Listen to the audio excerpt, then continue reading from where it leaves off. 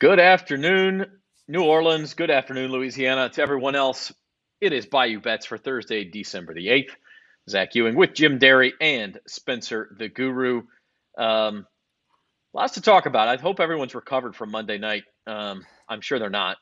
But I meant to bring Fireball, and I was in a rush coming into the studio, so I forgot. I am just been hoping, and I've actually, usually I say a nighttime prayer when I go to bed for my wife and kids. This week I said a wife and prayer that you don't get diphtheria. I hope you're not appreciate sick. that. I hope you're not Well, sick from that drinking out is of the dunce cap. that is actually appropriate because today's beer's got a cross on it. Irish Channel Stout. Perfect. I got another beer. Okay. From the New Orleans Lager and Ale Brewing Company. This is a 6.8 ABV. It's going to kill all the diphtheria germs. So I doubt it.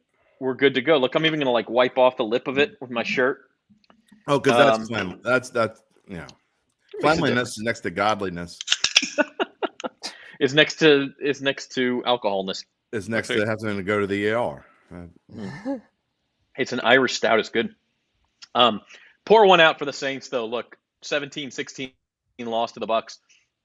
That, I mean, really just, I don't think anyone is going to argue, as much as Jim likes to argue. Just there was 10 things that the Saints could have done. If they do any of those 10 things, they win that game, and they screwed them all up. That's it, 10? I said 20. I'm being generous. 24 in Datitude the other day, but okay, I'll give you 10. That's coming, Nick. Can't wait till we talk about the DA chances. Yeah, well, let's start there. I mean, I think that's what everybody wants to talk about in New Orleans. There's college football's kind of taken the week off outside of Army-Navy, which, of course, we'll talk about as well. Jerry's here. Hello, Jerry. Nick says there were 22 things exactly the Saints could have done differently to win that game. I mean, you may be right about that. 22.3. I actually don't see what you did there. Neither do I. We're a little slow, Nick. You're going to have to clue us in on that. Look, Dennis Allen. Isn't that Mark Ingram's number? Low blow. But that was the big one. Mark Ingram ducking out of bounds half a yard before the sticks instead of half a yard after the sticks. Probably win the game if he doesn't do that. Okay, so look, Dennis Allen is 4-9. We talk about this every week. I've actually defended the guy more, I think, than y'all two have, just simply because a lot of the things have been, look, a double doink against Minnesota. Mark Ingram fumbles the first time against Tampa Bay. You can't, there's some bad breaks, right? And there have been some bad breaks. But at some point when you're 4-9 and the bad breaks keep coming, somebody's got to take the fall. How about when it's 3rd and 1 and your offensive coordinator calls a pass, you're on the headset and you say, "We ain't doing that." How about that? Yeah. Hello, Horace. I like it. I mean, that's all you need to really say.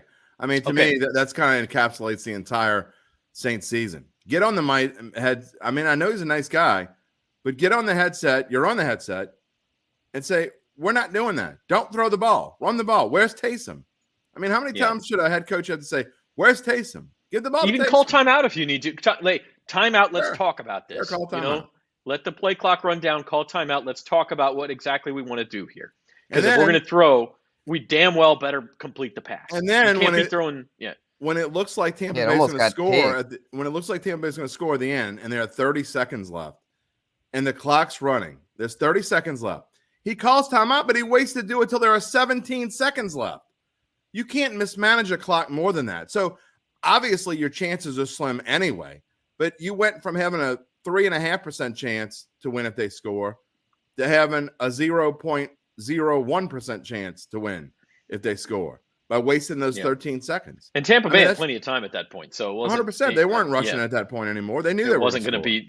In fact, Tampa Bay ended the game with a timeout still in hand. So and if you run the football the 2 other times they had 3rd down, you either force them to burn 2 timeouts, which they're not going to do that early, or you run an extra minute and a half off the clock. And it's a completely different ball game. Yeah, either way, that's huge. 2 questions, guys, and Spencer, start with you. Two questions. 1, if you are Mickey Loomis, would you fire Dennis Allen? And 2, do you think the real Mickey Loomis actually does fire Dennis Allen?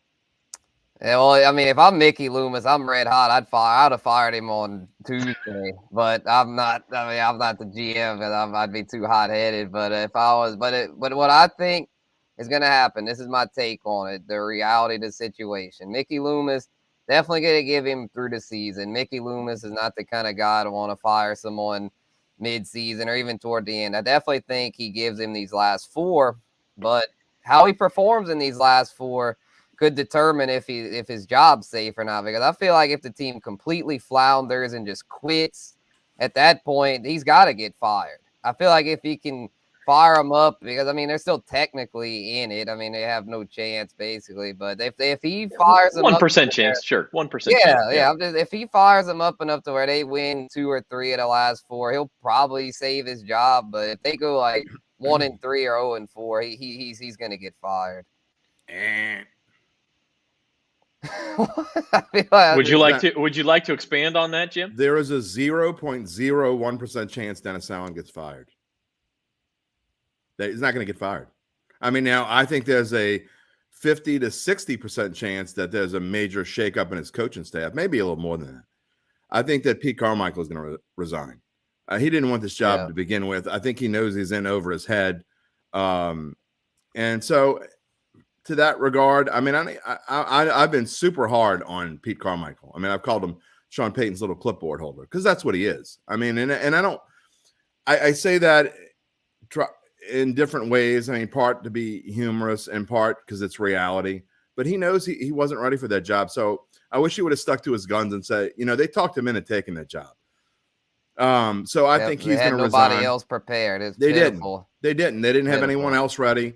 And they wanted as close to status quo as they could. But what they fail to realize is without the man in charge, status quo doesn't mean jack. I mean, but I think Dennis Allen, all the bad things that I've said about him, I think he still has a chance to be semi-capable. I don't even know how to put it. But what I would do and what Mickey Loomis is going to do are 2 completely different things. That's why I framed it as 2 questions, because Mickey Loomis is not going to fire Dennis Allen. I think even if they go 4-13, unless they just like lose the last 4 games by like 20 some of the points and completely don't show up, I don't think that's going to happen. I think there's a good chance they go 4-13. Although I think he could be by the time they play Carolina. I mean, who knows? And I know fans want him to go. I just don't think he's going to go. I just don't think it's going to happen. So Saints fans need to prepare that Dennis Allen is the coach again next year. I don't see this team making a rash decision. It has been a long, long, long time since the Saints have not given a football coach at least 2 years. I want to say the last time that they even gave a coach only 2 years was Hank Stram, and that was when John Meekum was the owner. So this is not a kind of team that overreacts. It's not an ownership group. It's not a general managership group that overreacts. They're not going to overreact. Yeah, a couple of things. One is if you fire a coach after 1 year, it becomes a little bit harder. At least the conventional wisdom is to attract new coaches, because they're going to look at the roster and say, well, if I go 6-11, am I going to get canned also? Yeah. I want a little more leash than that. And so I think from that perspective, maybe you give them another year. The other part of that is, look, the Saints roster, their salary cap situation is extremely tenuous. They have no first round pick. That's being nice. And so if you look at this as a situation that's going to have to be torn down at some point, maybe now's the time. Maybe you tear it down now. I'm not saying you tank 2023, but if you end up losing a bunch of games in 2023 with Dennis Allen, then you have, okay, we're going to start over with a new coach in 2024. And guess what? We're getting a top 10 pick as well. So I think there's something there. I actually do think the last 4 games matter to a certain extent, just because of what you said, Jim. If they quit, if they go 0-4 or sneak out 1 win against Atlanta with, starting in Desmond Ritter's first career start, and then get blown out 3 times, I think that could move the needle. One thing you got to say about Dennis Allen, though, is this team has not quit on him. They're playing hard. That's why they had a chance to beat San Francisco. That's why they had a lead against Tampa Bay. Like, the team has not quit. You could say Alvin Kamara has got something going on, as you've said, Jim. But I think, generally speaking, this team is playing hard still. And so I do think they'll win a couple games. But here's the thing, Zach, though. Every team has their okay, it's over moment, right? Their breaking point, yeah. And that's what this was. So, I mean, I don't think anyone knows how they're going to react going forward. They haven't quit. I agree with you. And mark that down, Zoe. I agree with Zach. They haven't quit. But at the same time, Cheers. At the same time, what does that mean going forward? But now that they know they're out of it, I mean, they knew they were still in it up to now. I agree they played super hard against San Francisco, and really the Alvin Kamara mistakes, they have a chance to win that game. I mean, but his refusal to make any real changes throughout the season, and his stubbornness per se, and I'm not just talking about Andy Dalton. I mean, you know, Andy Dalton's actually played. Andy Dalton played well Monday night. Yeah, he played well Monday night, and he hasn't had a bad game other than Arizona. No. He played well Monday night. He played his best game against Monday night. He played well against Minnesota. Those are the two games I think he played well. Other than that, he's been a whole lot of nothing. And I've said it 1,000 times. This team needed to gamble starting 8 or 10 weeks ago. We don't know what would have happened 8 or 10 weeks ago had they made a change. But I blame nothing on Monday night on Andy Dalton. I thought he played very good, very well. But the fact that he's not willing to make changes and just thinking status quo is going to get you over a hump, even if they won that game, so what? I mean, and that's why, you know, you go through and you look at the NFC South odds now. I mean, you could book it. I mean, it's over. I mean, no one else is winning this. Don't waste $1 on anyone else. It's over. I mean, Tampa Bay, I think they're going to lose this week, but so what? They might lose next week. So what? They'll be 6-8. So what? It ended when Rachaad White broke the goal line. I mean, that's 100%. Yeah. The Saints were really the only team that had a chance to win the division. Looking at it now. Yeah, I mean, we saw what Atlanta did today. I mean, they pulled the plug. I mean, they're going with the rookie. Carolina pulled the plug before the freaking trade deadline, traded CMC.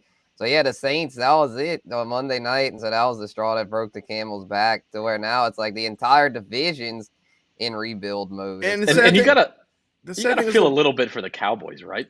Like, they're going to be 13-4, 14-3, and be on the road in the first round of the playoffs against Tom Brady.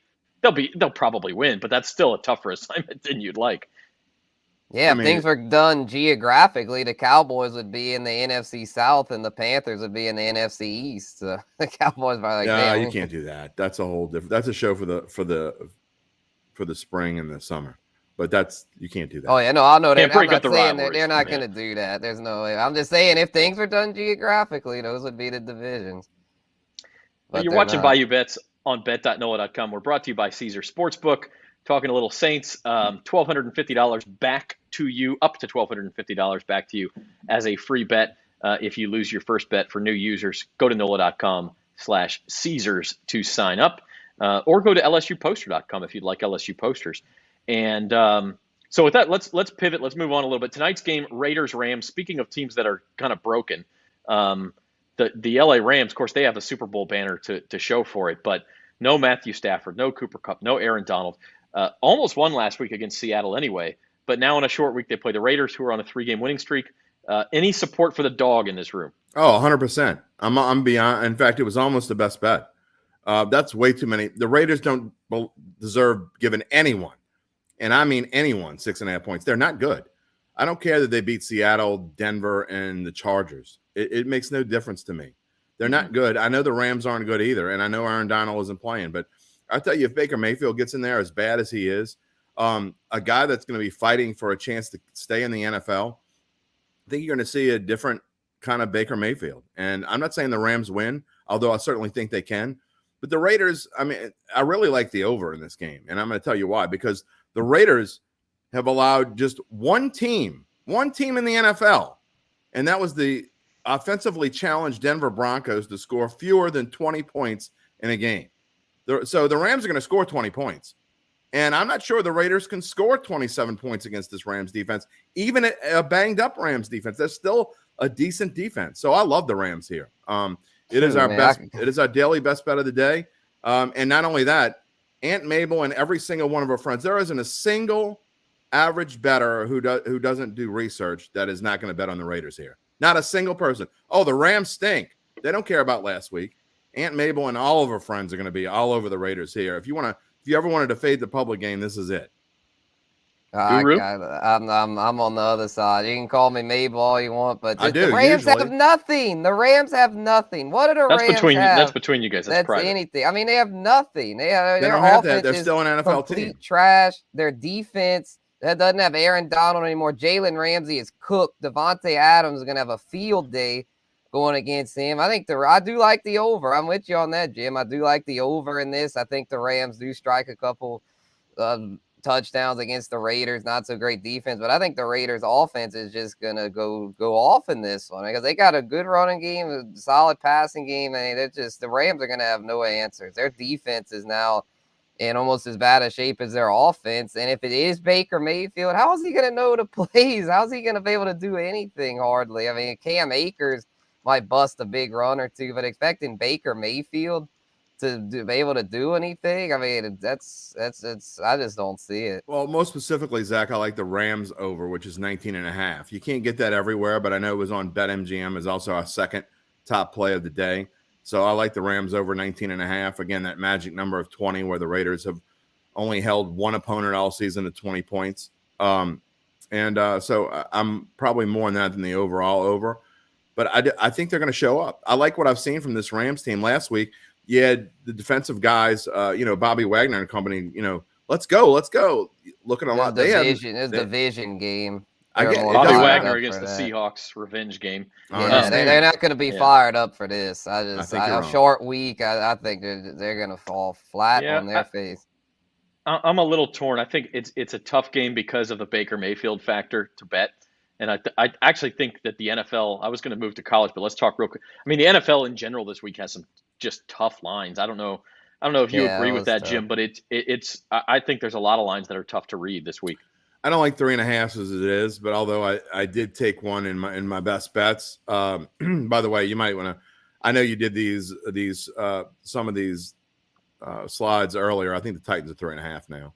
I think you're right. Yeah. But this is as it says at the bottom at 11 a.m. Right.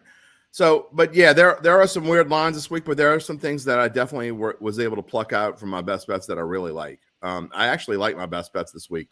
I didn't do very well last week. I had a couple off weeks the past few weeks mixed in with a really good one. But I really like this lineup that I have this week. So there are some things to pluck out. I actually like when you have weird spreads because that's when you can find, to me, sometimes the best values. Let's talk for just a minute about the one everyone else has talked about. The 10-2 Vikings are underdogs against the 5-7 Detroit Lions, which okay, it's a trap or it's this or it's that. Really what it's reflective of is that the Las Vegas sees the Detroit Lions as basically even with the Minnesota Vikings despite the record. And so do all which the is Sharps. Surprising to people. Yeah. The Sharps have the Vikings and Lions the same team. And there's only so much you can do and disregard records, okay? You cannot disregard records when they're 5 games apart. I mean, the Vikings clinch the division this week if they win. And actually, the magic number is 1. So even if they don't win it this week, any loss by the Lions down the stretch or any win by the Vikings down the stretch, the Vikings are going to win the NFC North. So that's going to happen. Almost said NFC Central, living in the past. I have a stat. I know, and I am old. The NFC Central that included the Tampa Bay Buccaneers. That's right. Talk about geography. Yeah, 20 years ago. But here's my stat of the day for you, and I couldn't believe this. It took me a half an hour to look this up because I kept going back year. Couldn't believe how long it took to go back. I figured I'd find one somewhere. The Detroit Lions, in their history, they've been keeping point spread since 1952.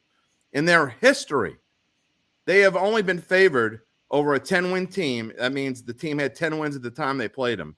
Twice in their history. In 2002 against 2012 against the Packers, when Matt Flynn lit them up for 480 yards and 6 touchdowns. And the Packers had already clinched the NFC North and clinched the number 1 overall seed. The other time they did it, 1969 against the Los Angeles Rams, when the Rams had already clinched the NFL's Central Division. So, no, Coastal Division. Coastal. What did I say? Central? I meant to say Coastal. So twice, and the only 2 times they've ever done it in the regular season were against teams that had clinched a division. So going back to 1952, 70 years ago, They have never, ever in their history been favored over a team that had 10 wins that hadn't already clinched the division. So, 1969. Were you of drinking age by then? I was drinking formula. Did they have? I guess they didn't have formula back then. I was drinking, I don't know, probably milk. All right. Well, so what you're saying? Whatever my mother put in my bottle, I was drinking. So that could explain a lot. Yeah. What you're saying? Like when you're teething, she put some whiskey in there. Like that was the old school way of doing it. Yeah. There's zero. So what you're saying is that the Vegas point spread should matter less than the actual results on the field. I just want to get this straight. Oh, here we go again. Is that what you're saying? I'm saying that my analysis in this particular game, I'm just pointing out a fact, but I would not and you'll see in my best bets, there is a way to take the Vikings without giving 85% of the time when I see a spread that makes 0 sense, and this spread makes 0 sense. There is no way that the Lions should be favored over the Vikings. I don't care if they play at home, on Mars, or in a spaceship. There is no way that they should be favored. So there's a way to play it, but 85% of the time I would take the line that makes no sense. You cannot take the lines here. I'm sorry. If you want to take the Vikings and be with Mabel, and that's great, because you will be with Mabel, but you simply cannot bet on the Detroit Lions in this spot. You can't. I mean, I will say this, that there is 0 chance that line hits 3. In fact, it was at 2.5. It's back to 2. No, it's not. There's no way they're going to let it hit 3, because then all of a sudden I don't think it's going back up. I think it'll be 1 at game time, to be honest. So anyway, Jim Derry thinks that the games played on the field should matter more than a prospective point spread. So let's go ahead and talk CFP. Oh, for God's sake. Hold on. Somewhere around here, I've got some alcohol. I don't know where. Yeah, you better drink it, because I set you up and knocked you down on that one. No. All right. TCU is in the CFP semifinals because of what they did on the field, ladies and gentlemen. Why are we talking about this today, by the way? You're just trying to. It's coming. You're just trying to stir. December 31st. Well, that's what I do. As James Carville said on Cashing In with Carville this morning, he is a provocateur. I can't even say that word, but I like to provoke people. Spell it. No. Let me Google it first. Okay. Michigan at this, and so actually the funny thing is here, as we, at least I admit it, as we're now about 3 weeks away from the CFP semifinals, or 3 weeks from Saturday, the money's actually coming in on TCU. It was this game was 9.5. It's now down to 7.5 on Michigan. Yippee-ki-yay. I'm actually surprised by that, because the Sharps have been against TCU all year long. So I don't know what you make of that. I don't know, Spencer. What do you make of it? Yeah, I don't think the Sharps really like Michigan all that much either, because the Big Ten hadn't been that strong this year, and that Ohio State win, there's a lot of coaching gaffes on Ohio State's part to where, Michigan and Blake Corum's done. So, I kind of like TCU in this spot, as long as the line doesn't go, if you're giving me, 7, anything 7 or above, plus 7.5, I don't think it'll touch 7. Yeah, I would be surprised. Right, I think at this point, I'd probably take the points with TCU, because I just don't see Michigan going and blowing the doors off them. I know some people are kind of thinking that, but J.J. McCarthy, without Blake Corum, I don't see them just going in there and rolling over TCU. Because TCU, they have fight in them. I know they fell short in that Big 12 title game, but their quarterback's solid. Their offense, I think, will be able to bust some big plays. And, you can yawn all you want, but I think that's going to be a fun game, the Michigan and TCU. It's going to be the Who Cares Bowl. The winner of the Georgia-Ohio State's going to win the national championship, but I don't even care. I guess I take it back. I do care. I will be. I don't know what my pick's going to be yet, because I'm going to consort with Uncle Big Nick. I'm not. You cheat. I'm not. I'll be open and honest. When it comes to college, I consort with Uncle Big Nick because he knows college better than I do. But I will say this: I know what I'll be rooting for. I'll be rooting for Michigan to blow the doors off of TCU, so I can come in here and just prove how wrong you are. Because if Michigan shouldn't blow the doors off of anyone that's any good. They blew the doors off Ohio State. That was a fourth quarter collapse. I'm talking about for an entire game. I'm talking about I want them to be winning 14-0 at the end of the first quarter, 28-0 at the end of the second quarter. And you know that Harbaugh is not going to let his foot off the gas if that's the case. I hope they win this game 56-12. All right, hold on. It's possible. It is well, no, Michigan, I don't think they're going to score 56 points on anybody, but TCU needs its honor defended just a little bit here because I don't know if they're going to win the game, but they deserve to be there. I'm going to bring in Gabe Henderson. He crunched some numbers to talk about the CFP schedule and bracket. Gabe, what you got? I just, I'm someone who's admittedly said that TCU is not one of the 4 best teams in the country. But here's the thing. They kept winning, and winning matters. Their best win is better than anything Ohio State did. Their best win is better than anything that Alabama did. TCU has 1 loss on the season, and it was by a foot. So I just think they deserve to be here whether or not they get killed. Here's the thing with the college football playoff. The number 4 team, or I guess in this case, one of the 4 teams, gets slaughtered no matter what. Every single year we've seen it just about. It happens all the time. It almost wants me to say bring back the BCS, but I'm still mad at 2011 as an LSU fan. Alabama shouldn't have been there in 2011. They shouldn't be here, and thank goodness they weren't. Shoulda, woulda, coulda. Look, I think the 12-team playoff is going to solve a lot of this stuff. I really do because the conference champions, the top 6 conference champions, automatically get in. Get 6 at-large teams. Nobody who has a chance at winning the thing is going to get left out at that point. So, I mean, to a certain extent, this is an argument that will end in a couple of years, and that's good. No, won't. But I think Gabe said it. Like TCU, look, Alabama's best win was Texas. TCU also beat Texas.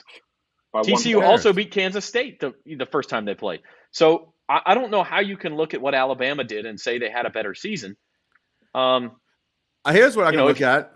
The SEC versus the Big 12. I mean, come on. They go week after week after week after week after week without playing anyone. They play what, 2 real games a year?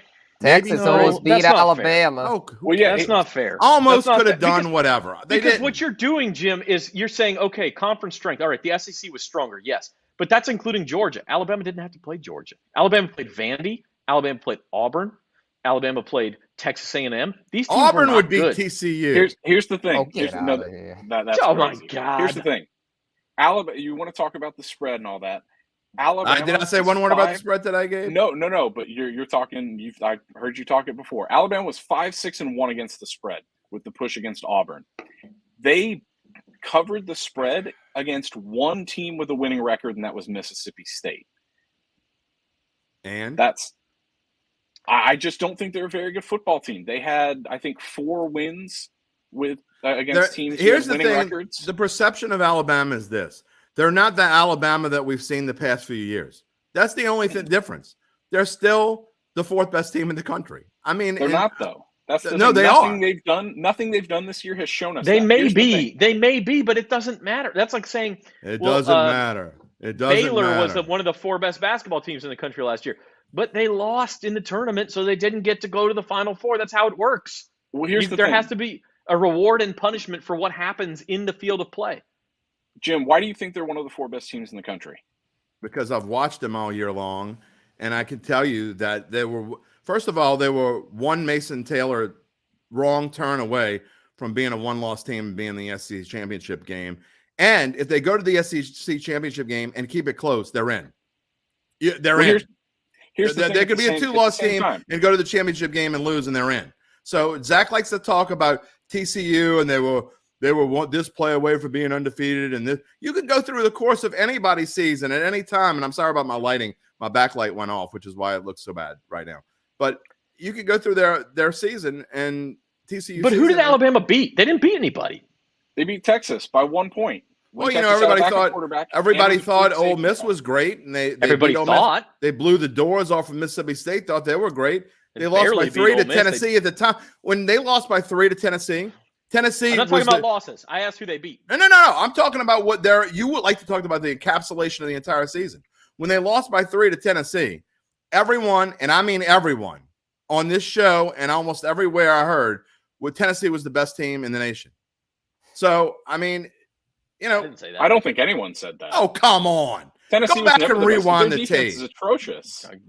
Rewind the tape. You said it, Zach, for sure. Gabe, I don't know. I'm not going to speak for you because you weren't. I never said Tennessee was the best team in the nation. I'm going to go find it. I picked Georgia to beat Tennessee. That doesn't mean that you didn't think Tennessee at that time on October the 15th was the best team in the country. You're saying that after they beat Alabama, I would have changed my mind? No, that's not what I'm saying at all. You guys twist words any way you want. Go ahead, Zoe. Yeah, let's always go. As someone who has seen too many episodes of Bayou Bets since, let's call it August something, and have taken notes, I don't believe Zach said that. Okay. Thank you. Well, thank you. Appreciate it. I do. I was high on Tennessee all year. I said I loved their over 8.5 wins or whatever it was, I did not say they were the best team in the country. You did, and Tennessee crashed. Okay, well, I'll tell you what. I'll give you the benefit of the doubt. Do you think that you would have thought they were the second best team in the country? No, I wouldn't have said that either. Maybe fifth. Who? I'll admit it. I'll drink the Kool-Aid. I drank the Tennessee Kool-Aid. It's probably me you're thinking of. Look. But at the time, I thought they had turned a corner. I thought they had. I thought beating Bama was a sign that it was their year. But then Georgia exposed them, and then that was that. And then Hooker got hurt. South Carolina really exposed them. Well, not only that, you go through their schedule. I mean, and again, you can look at anything at the end of the season and say, okay, that wasn't that great of a win. I'm talking about when they play teams and what that team was, because a loss can change everything for a team. You know that as well as I do. I mean, you talk about the Arkansas loss did to Texas A&M. To me, the Arkansas loss to Texas A&M, the Arkansas win over Texas A&M killed them. No, Texas A&M won. That's that what game, I'm the other way. Yeah. That changed the entire season. They won on that fluky play at the end. So losses matter, but they changed the course of a season. I'm just saying that, we wouldn't be having this conversation had LSU not turned the right way and LSU went. Well, yeah. We wouldn't be having this conversation if Quinn Ewers didn't get hurt. But those moments should matter. That's what I'm saying, Jim. It's like Mason Taylor. The referees didn't call. Run out of time, please. Yeah, you have to make those moments matter. LSU did do that, and so that the result does matter, and so Alabama gets out. All right. We need to move on. Army-Navy this weekend is the only college game. This game opened as a pick'em. It got kind of an interesting line movement here for a game. Look at the total. It's only 32.5. So a movement of 2.5 points, even though it hasn't hit that Rubicon of 3, it's not going really significant in this game. That game's not going to 3. I think that everybody's going to be – I hate to keep saying everybody. I think the large majority of people betting are going to take Army because of some of the things they saw. And here goes that under again. I'm more interested in the over-under. I think this is the year that it finally goes over, right? 32.5. What about this, Zach? I got an interesting proposition for you. I don't like taking teasers that don't go through certain numbers, and I rarely ever take teasers that involve totals. But don't you think opening a teaser with the over 26.5 is a good bet, and then leaving it open and trying to figure out what to do with it Sunday? Maybe. 13-10. Could it happen? Could you? Could. It could. But I like Navy in this game. I think Navy's going to win. I think Navy gets to 20, 24 points. Yeah, if they get. If one of these teams gets to 20, they're going to win the game, I think. But I like Navy as well. They played a better schedule. Last year's game was 17-13. Yeah. And the year before that was 32. Yeah, the year before that was 15-0 Army. That was the COVID year. That was actually at West Point. Last time they played in Philadelphia was 2019. Navy won 31-7. That's the highest scoring game we've seen in 6 years in this game, was that 31-7. So, yeah, I think if you go up to 26.5 over, you're probably safe. But honestly, if you go up to 38.5 and bet the under, I don't know if these teams get to high 30s. I think this is it. I think this is the first over game. Uncle Big Nick, we talked about it off the air. Well, he's not on the air now, but we were talking about it earlier today. And 16 in a row, I think we both think this is the one that goes over. But it's hard to bet. It's hard, and I say it all the time, it's hard to bet against a trend of 3 or 4 or more, especially when it's 16. So I'm not saying I'm going to go break the bank, but I might just for funsies, I might go put a couple bucks in the over. Yeah, but this is also one of those things where because of that, they're shrinking that total down because they know people will bet with the trend. So maybe and the fact that it's the only game Saturday, right? So there's going to be way more action in this game than there ever would be in any other way. And actually, absolutely. There was a lot of CBS did a great job being smart and putting this game. It used to be the same weekend as the championship games, and they finally moved it to the week after the championship games, and that's really smart. By the way, the other thing Saturday in the college football world is the Heisman Trophy. You can't even bet on it anymore. Caleb Williams basically has it locked up. USC quarterback going to win the Heisman.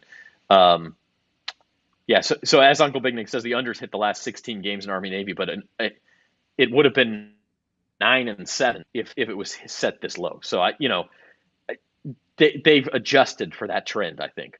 Keith says New Orleans Saints need a whole new team and new coach. Good luck with. It's hard to turn over the whole team. Yeah, it's hard to turn over the whole team. Now with Mickey Loomis, status quo Mickey. He ain't. Yeah. Status quo Saints. It worked for a long time.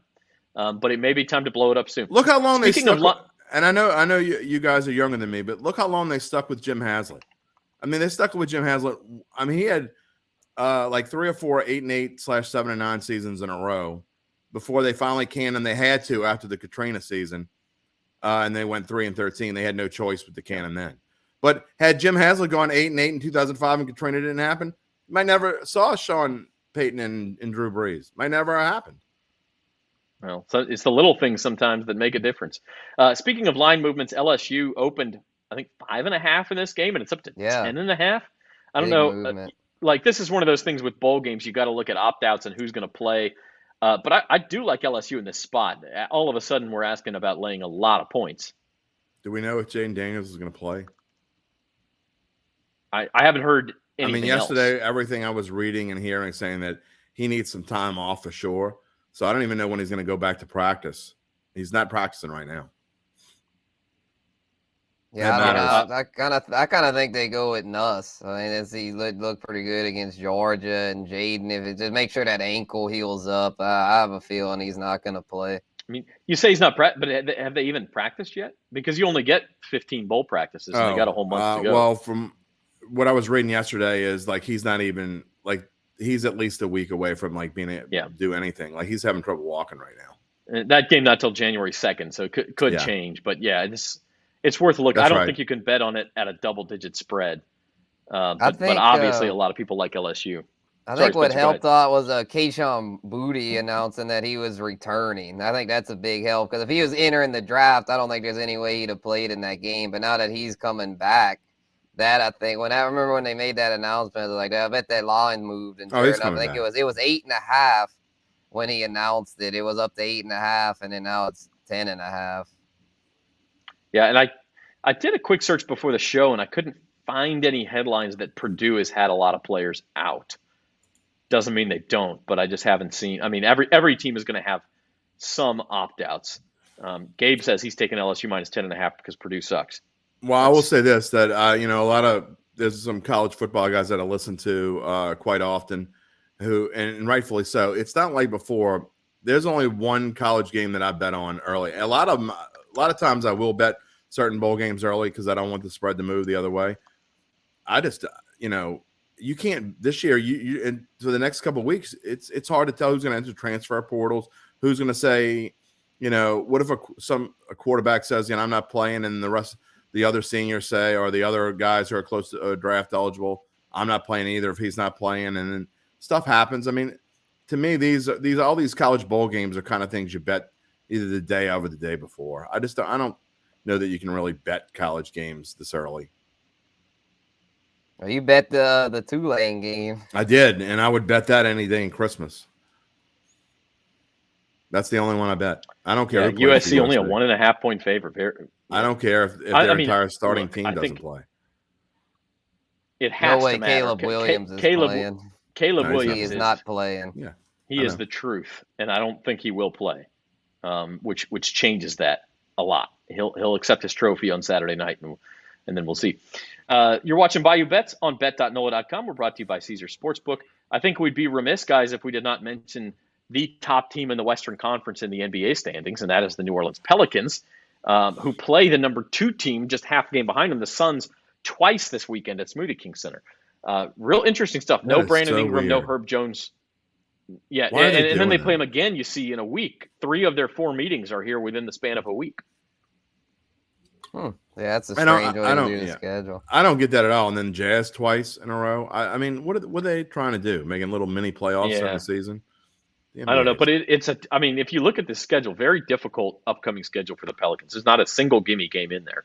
They have taken advantage the last couple weeks of a weaker schedule. But, I think if you're the Pelicans, I don't know that getting the number 1 seed is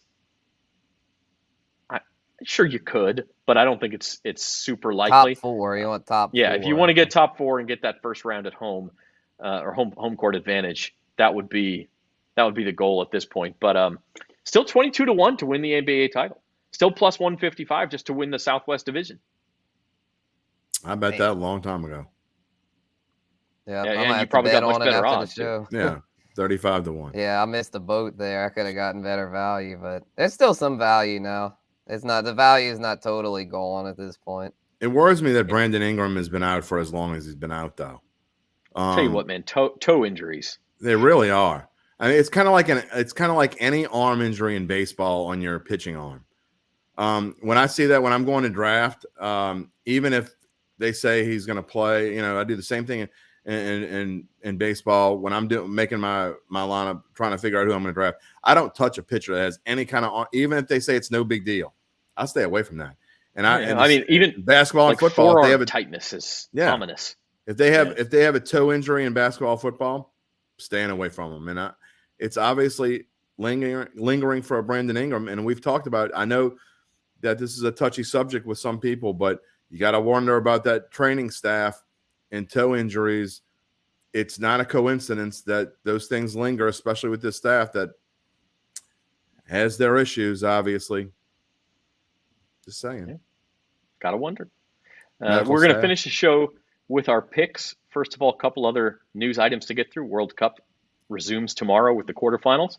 Brazil, the favorite.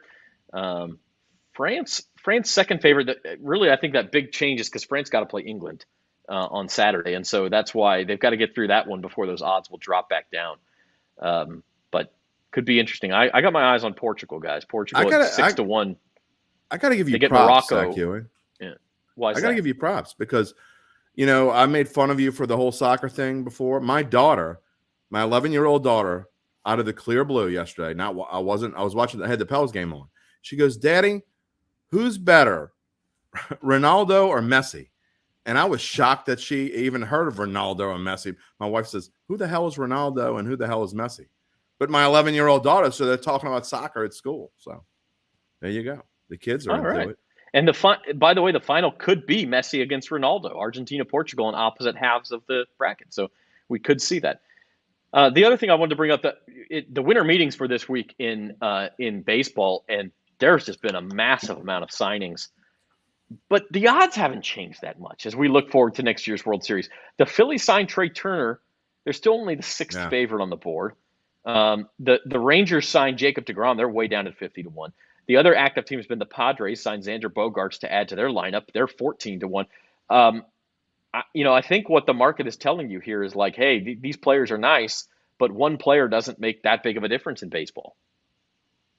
Yeah, even more so like with football, like the quarterback can kind of swing things and stuff. Or baseball, it doesn't change much. Baseball is very much a team game. So one individual doesn't move the needle too much. Like the Astros losing Verlander, they're still the favorites. I mean, it's not a huge deal for them. They've got enough depth there to where, and they also brought in Jose Abreu to bolster their lineup. So this is, the winter meetings have been lit. There's been a lot going on, but nothing that's like gonna all of a sudden change anything. It's not like the Astros are gonna fall off because they didn't sign Trey Turner, Bogaerts, or whoever. Like they're the top teams are still, and the Dodgers have been real quiet. I've noticed that the Dodgers have not done a whole lot.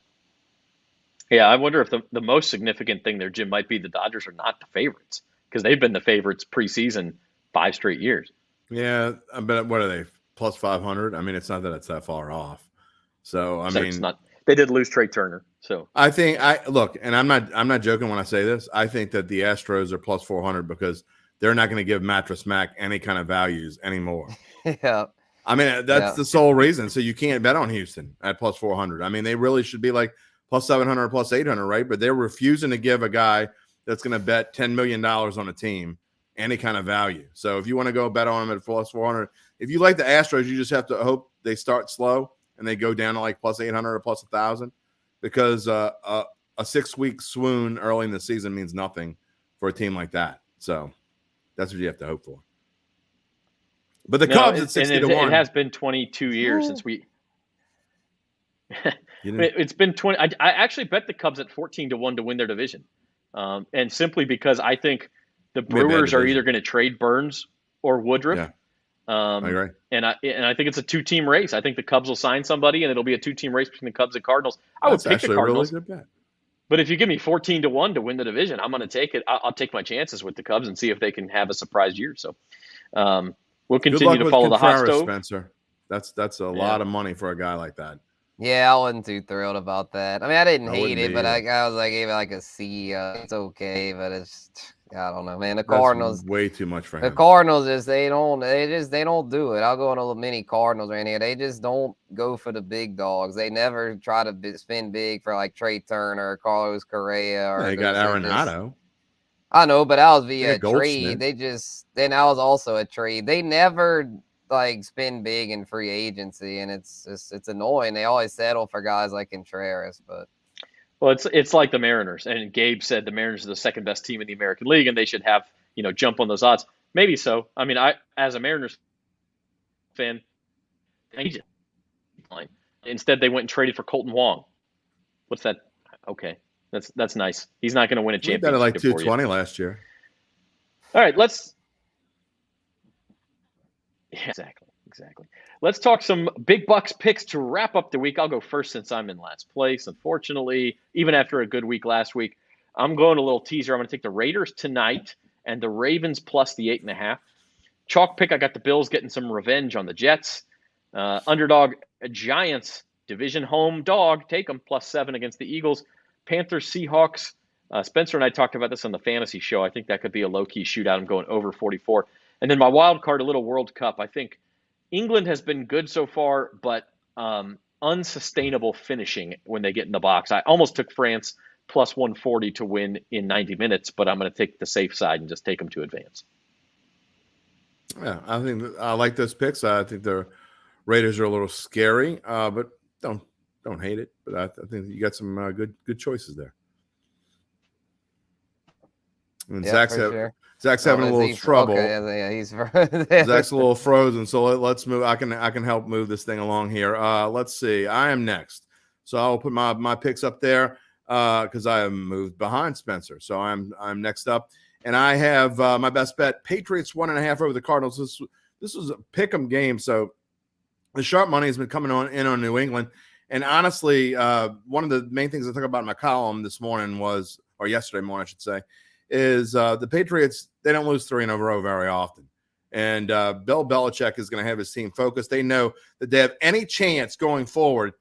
They have got to win this game. So this is an absolute must-win. I'm taking Bill Belichick in a must-win against a coaching staff that is going nowhere except out the door when the season is over. My chalk game, I talked about, I hate 3.5s, but I don't see how you don't take the Titans. Mike Vrabel is 7-1 against the Jaguars in a get-right spot at home. The Jaguars also Trevor Lawrence is banged up. We don't even know if he's going to play right now. I do not like the Jaguars at all. Every time I pick against them, I usually win. Every time I pick them, I usually lose. So let's pick the Titans here. I'm with Zach on Giants plus 7 and against the Eagles at home. I think that's way too many points. I think the Eagles are due for kind of a stinker. Chiefs Broncos under 43. Look, I think that the Broncos can't score. So do I think the Chiefs, really, to me, as long as the Chiefs don't score like over 30, and I don't think they're gonna against this good defense, why I like the under there. And then my teaser, I already talked about the Vikings. Had to figure out a way to put them in some kind of way. To me, this was the best way to put them in. So plus 9, got Ravens plus 9. This is a 6.5 point teaser, by the way. So it's a 6.5 point teaser. You got to pay a little extra juice. I'm willing to pay a little extra juice to get to that 9 because that 9 number matters. It used to be 7 was really important. Now Spencer, really 8 is almost as important. So that's my teaser of the week, and actually I had the most money on that Vikings and Ravens plus 9 on that one. Yeah, so we'll see. Yeah, I got the Ravens in my teaser as well. I think it's a good teaser play. But yeah, actually, I got them though at the. I feel like 8.5. I wasn't as concerned about the 9. I know 9 could be a key number, but I figured like it was 2.5. I took the 6-point teaser. I guess I'll start with that. I took a 6-point teaser here with the Eagles -1 because I feel like the Eagles will win. I don't think they'll cover, though. I'm with you and Zach on that. I don't think they'll cover, but I like them in this teaser. And then the Ravens, I see that being a low score and ugly game. So I definitely feel like they'll be able to come within 8.5. And then for my best bet, it's been red hot. Did you want to give a take? No, go ahead. No, go ahead. Okay. Yeah, my best bet was Bengals 5.5. Mabel. Feel even better about it because it's the Jamar Chase factor. The last time the Browns and Bengals played, there was no Jamar Chase, and that was a huge factor there. It was funny. I watched a video. Jeff Saturday, back when he was still at ESPN, was breaking it down, saying just how important the Jamar Chase factor was. The Browns defense was able to key in on T. Higgins and Joe Mixon, where when Chase is back, it really opens things up. So that's why I like the Bengals here. And the chalk play, I know Gabe brought up the trend about how the Raiders failed to cover in their last 7 road games when favored, but I think this is the night it ends, going with them to cover over the depleted Rams, who have absolutely no talent left. They have quit. They are garbage. That's just my opinion, but we'll see. Vikings, I'm taking the bait with Minnesota. I think they'll at least cover. I think that game's going to be a coin flip, them and Detroit. I don't know who's going to win it, but give me the points. Give me the points of Minnesota. Then my total Chargers, Dolphins. Expect that to be a shootout, Tua versus Herbert. I got a question for you. Yeah. Did you spend the weekend at Aunt Mabel's house? I mean, did you eat like fruitcake all weekend long? Did you eat pecan pie? I mean, you are all with Mabel. That Cincinnati game, I understand where you're coming from, and I didn't see that it was 5.5 now. That I almost made this a best bet. I think the Browns are going to win straight up. They just have their number 5 in a row. They won 5 games in a row against Cincinnati. And last year, but they didn't. Cincinnati didn't 9 play their starters last year in the second one. So Cincinnati has the division wrapped up. Take those 2 games out. Take the Halloween. I don't know why you would take the Halloween game out because they clean their clock. But Cleveland, and I think it's as much a Stefanski thing as anything. Kevin Stefanski knows how to beat the Bengals, and I don't know. But I mean, I'm not saying that, you can prove you're on top again, so maybe you're the one that's right. I'm not sure. What is this slide for? Your house money. The house money parlay. Yeah, because I haven't done mine yet. Yeah, basically, I just combined, my big bucks, made the big bucks plays I felt the most confident about and combined them into a parlay here. So I'm sure, as you would call it, Jim, the Mabel special. But there are some public plays.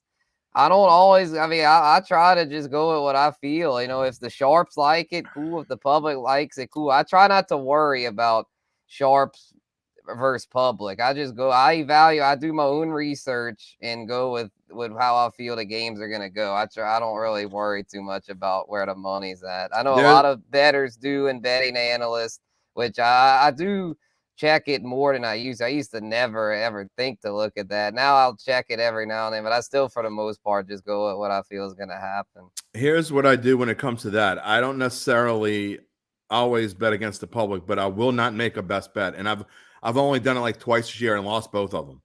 I will not take a best bet. If I go through my analysis, I don't look at who's betting on whom. I mean, I can kind of guess most of the time. But if I make my best bets with about 7 or 8 of them in there, and if I'm on the side of Mabel, it's not going to my best bets. Again, I bet with the public twice this year in my best bets, and they both lost. So I can't do it. I just can't do it. So, I mean, I think that's kind of the key when you're coming back. I'm not saying, your dad's saying you ate a lot of Christmas cookies on Saturday. I mean, is that true? That is true. That is true. All right. Not denying those allegations. All right. Well, that is just going to about wrap it up for us. Zach Ewing had a little computer crash there. We are gonna, before we go off, let's get our whole crew in here before we say bye. It's been a fun week. Zoe in the background has liked to stir up. She's not even saying anything, but she's still stirring it up, putting social media on there, and and now she's got Gabe against me too. So It could be 5 against 1. It's okay. It's okay. 5 against 1. No, I was on your side for the whole discussion, Jim. I don't think TCU should be part of that. There you go. All right, it's 4 against 2. I love it. I don't know who the other one is, but that's okay. 3 against 2. Yeah, I'm with TCU. I think they deserve it. I'm sure someone else. Oh, okay. There you go. Okay. I don't think TCU necessarily deserves it. I just don't think Alabama deserves it either. No, you just hate. It's okay to say you hate Alabama. It's okay, Gabe. I do, but I'll take Nick Saban in a one-off game anytime. No, I mean, a lot of these anti-Alabama things, and I'm gonna say Zach isn't. I mean, Zach he's got his little quirky dude things. It is what it is. But most people who don't think Alabama should be in that I've talked to, it's just because, and the first thing they say is, I hate Alabama. Well, good. I hate Alabama too. That doesn't mean I don't think they belong in the show, but that's a whole different show. We're going to talk. We have plenty of time to talk about this some more. Next week, we're going to be talking more about bowls. Obviously, the Saints are back in action next week. They are playing the Atlanta Falcons. We'll get more into LSU and Tulane. We have plenty to talk about next week. So make sure you come back a Monday afternoon edition of Bayou Bets. Who knows what Zach and I will argue about next? We'll figure it out then. Until then, everybody enjoy your weekend. The Saints can't lose this week, boys and girls. Enjoy it. Have fun. And may all your bets be true.